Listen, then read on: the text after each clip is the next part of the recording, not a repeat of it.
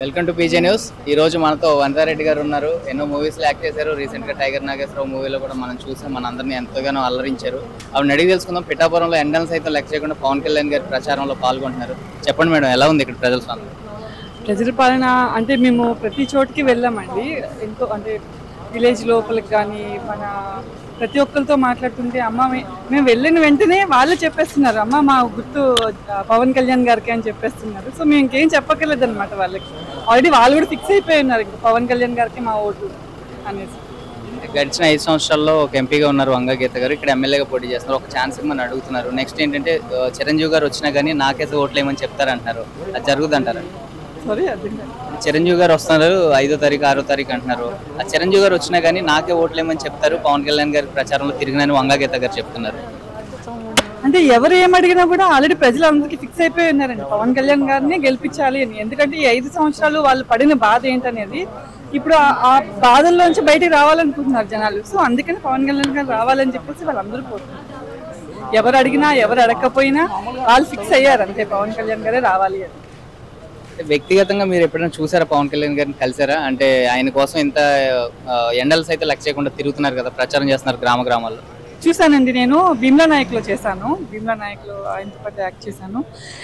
ఇప్పుడు మీరందరూ సినిమాల్లో చూసుంటారు ఆయన్ని, కానీ మేము డైరెక్ట్గా చూసాము. ఆయన మంచితనం కానీ, ఎవరైనా ఒక ఆర్టిస్ట్ ఎండలో నుంచుని ఆ దూరం నుంచి చూస్తూ ఉంటారు కదా, అక్కడ వాళ్ళ నుంచున్నారు చూడండి. ఇప్పుడు జూనియర్స్ అని కాదు, సీనియర్స్ అని కాదు, ప్రతి ఒక్కరిని కూడా ఎంతో బాగా రిసీవ్ చేసుకుంటారు. సో మాకు కూడా చిరంజీవి గారి ఫ్యామిలీ దగ్గర నుంచి మాకు ఎంతో సహాయం మేము పొందామండి. అందుకని ఆ కృతజ్ఞత మేము ఎలా తీర్చుకోవాలో తెలియక ఇప్పుడు ఇలా వచ్చాం. ఈ ఎండలను కూడా అందుకే మేము లెక్క చేయకుండా ఉన్నామన్నమాట. ఓవరాల్గా ఎన్డీఏ కూటమి వస్తుంది అంటారా, లేదంటే మళ్ళీ ఇక్కడ జగన్మోహన్ రెడ్డి గారు వచ్చే అవకాశం ఉందా? జగన్మోహన్ రెడ్డి గారు అయితే రాకపోవచ్చు, ఎందుకంటే మాకు పవన్ కళ్యాణ్ గారు రావాలి అంతే. ప్రతి ఒక్క ప్రజలకి కూడా పవన్ కళ్యాణ్ గారు రావాలనే ఉన్నది, ఆయనే వస్తారు. మీరు గ్రామాల్లో తిరుగుతున్నారు, వీధి వీధికి వెళ్తున్నారు, అక్కడ సమస్యలు ఏమైనా దృష్టికి తీసుకొస్తున్నారు మేడం ప్రజలు? వాళ్ళు ఒకటే చెప్తున్నారండి, అమ్మ మా బాధలు తొలగిపోవాలంటే పవన్ కళ్యాణ్ గారు రావాల్సిందే, ఆయనే వస్తారని చెప్పి వాళ్ళంతా వాళ్ళే చెప్తున్నారు. మేము అమ్మ మీ బాధలు ఏంటి, మీరు ఇప్పుడు ఈ 5 సంవత్సరాల్లో ఏమేం బాధలు పడ్డారని చెప్పి మేము స్పెషల్గా ఏం అసలు ఎవరిని అడగట్లేదు. వాళ్ళంతటా వాళ్ళే వచ్చి అమ్మ మాకు ఇలా ఇలా చాలా తప్పు చేసాము, మేము ఇలా ఓటేసి తప్పు చేసాము, ఇప్పటికైనా మా తప్పు తెలుసుకుని మేము పవన్ కళ్యాణ్ గారికి ఓటేస్తామని చెప్పేసి ప్రతి ఒక్కరు అంటూనే ఉన్నారు.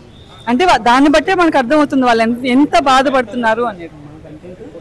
అంటే ఇక్కడ బ్యాలెట్ బాక్స్ నెంబర్స్ కూడా వచ్చినాయి మేడం ఎంపీ గారికి, ఎమ్మెల్యే గారికి. ఇక్కడ తంగెళ్ళ ఉదయ్ శ్రీనివాస్ గారు జనసేన పార్టీ తరఫున ఎమ్మెల్యే అభ్యర్థిని పోటీ చేస్తారు.